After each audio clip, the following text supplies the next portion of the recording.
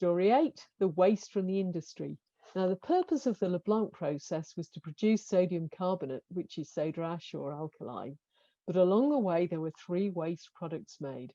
There was hydrochloric acid gas, a choking gas.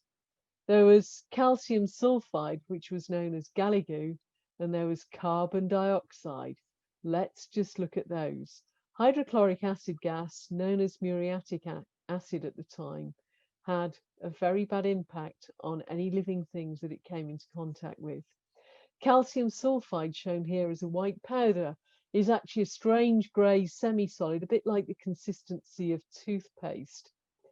It maybe had lots of impurities in it and reacted with other things, and it gave off a rotten egg stink. There was also carbon dioxide. It would probably have gone unnoticed at the time. It's colourless, it's odourless, and it was thought to be not harmful, but we now know that it's the gas responsible for climate change. Nobody would have thought of that back then.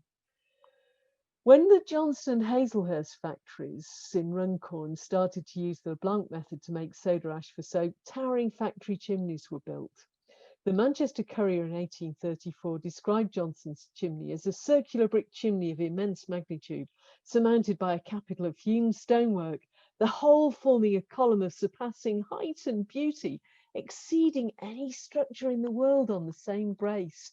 What pride! That's cited by Jean Morris in Across the Gap.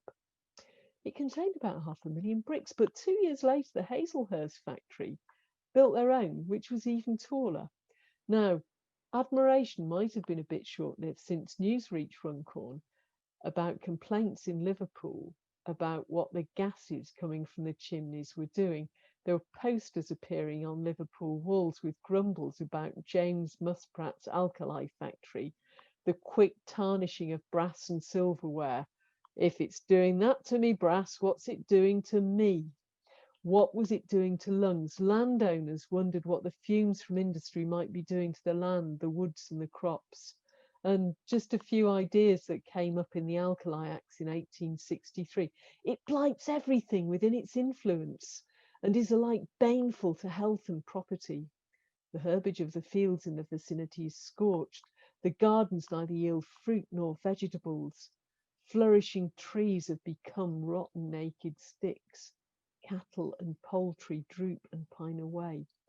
We are afflicted with coughs and pains in the head, all of which we attribute to the alkali works. So when production began in 1847 in Widnes, it got worse, and people were shocked, not just locally, but throughout Britain as well. But the trade was important. It was bringing jobs and producing goods like soap, for which there was a great need. What to do? There were many complaints, and one of the loudest was from Sir Richard Brooke at Norton Priory. What was that, Sir Richard? Was that you complaining about all that smoke and acid rain? Actually, this was one of the first times the term acid rain was used. Don't you realise how much of your income's coming from renting land to the owners of the same factories you're grumbling about? In the inquiry of 1878, the local factories were found to be burning 1 million tons of coal, and the smoke from this would have been a great nuisance even without the acid. Later on, it was found out that the acid itself could be useful and chlorine would be used, but by that time, the Leblanc process had been superseded by the much cleaner Solvay process.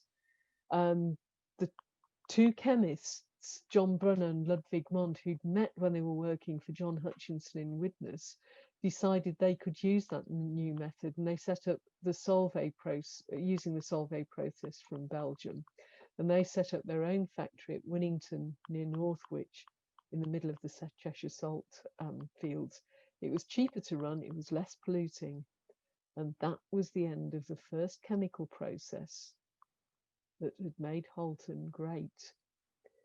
Now, galigoo, calcium sulfide, was of no known value. It was dumped on land. There were 2 tons of waste for every ton of soda.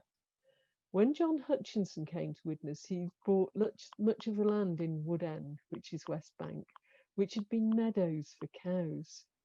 But instead of cows, he used this as a dumping ground for his waste. He got extra money by allowing other manufacturers to take their waste there too, as well. And we said the piles of galligoo just stank something rotten of rotten eggs, with the poison gas, hydrogen sulfide. And galligoo is still in the surroundings. It presents challenges for engineers today, partly because it's so unstable. The first church in West Bank collapsed because it was built on that galligoo and it couldn't be opened. St Mary's in West Bank is the replacement for that church. There's some interesting articles about galligoo linked. There's links to them from the teacher's pack. Galligoo's found in Widnes, Runcorn, and St Helens, the towns of the LeBlanc process. And wherever in those towns there's a new building project, assessment has to be made for the presence of galligoo, and sometimes plans have to change partway through. Professor Nigel Cassidy is a Widnes man and leads civil engineering at Birmingham University. And it's interesting to look at some of the links to websites where he writes about galligoo, because he talks about just what an impact it has on buildings still today. That's Spike Island, the site of the galligoo, now green and pleasant. Nigel Cassidy works in civil engineering. He's got brilliant ideas for how, well, waste materials like waste plastics can maybe be used for infrastructure now. So what other important ideas might there be for now and the future? How can we have a future that involves a circular economy where waste, rather than being dumped, actually becomes the start for something new, where the science of how we produce things is actually thinking about where stuff comes from and where it goes once we've finished with it, and with the products produced along the way, can we make use of those? So what can we do? Maybe the class can have a look at some of the ideas around there, so we don't go on using plastics and doing dreadful things as shown in this river, which is where apparently a whole lot of plastic has been dumped. What can we do to make rivers around the world clean?